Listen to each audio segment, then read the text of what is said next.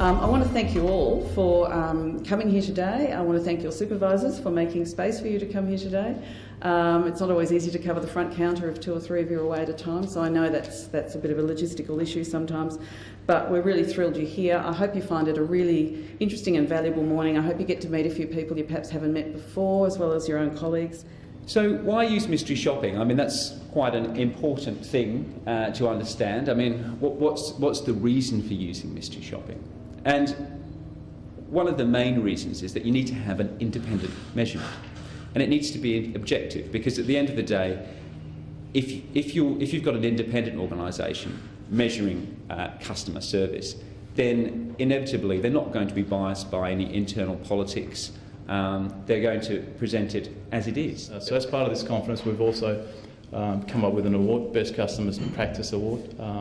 And this year's winner, who topped the mystery shop result, is the Graduate School of Business and Economics. So please join me in congratulating them. When we bring new staff into the university, it's less about their skills at the university level, it's more about their customer service background. And I think that's something that we can all look at in the future. In the past, we've looked at their resumes and said, oh, this person's worked in university, we want them. Now we're looking, where are their customer service skills coming from? And I think that's something we need to focus on.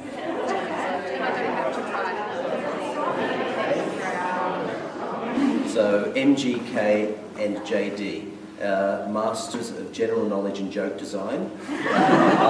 So in terms of the program that I'm representing in this notion of a safer community, some of the things that we believe in is that all members who are part of the university community really have a fundamental right to feel safe as part of their working and learning and studying and play environment.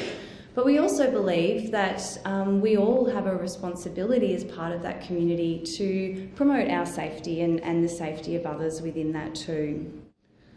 Joe and his unit were already using a method of customer service in which they made every effort to ensure that the academics that they worked closely with almost always received an immediate outcome, and saw no reason why this sort of method couldn't be employed with students as well. They also saw a need to stop the isolation of staff on the counter, to create a sense of wellbeing and belonging for staff and students, and to create a bigger pool of staff from which the student centre could draw. You have to make it easy for them, make it easy to follow requests. The best thing I ever did in working with the students' clubs was make rules that were easy for them to follow. Because they wanted to do what I was asking them. It was in their best interest. You can make it clear why it's important. Why is it in their best interest? How are you meeting their needs? And when you can do that, and when you can make it easy, and when you can make it clear, students will want to do what you're asking them. I rolled up all of the organisational feedback that we received internally and externally from our customers. And we came up what is now known as our 21 customer service commitments. They're really basic things, but they are based on what people asked us for as customers. They're in there. I'm happy to leave a kit here and you can go through it.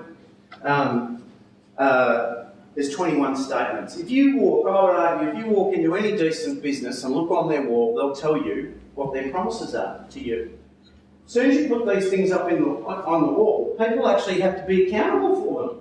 Because customers go, well, you said you were going to be nice to me, but you're not. But happy to continue the dialogue. All right,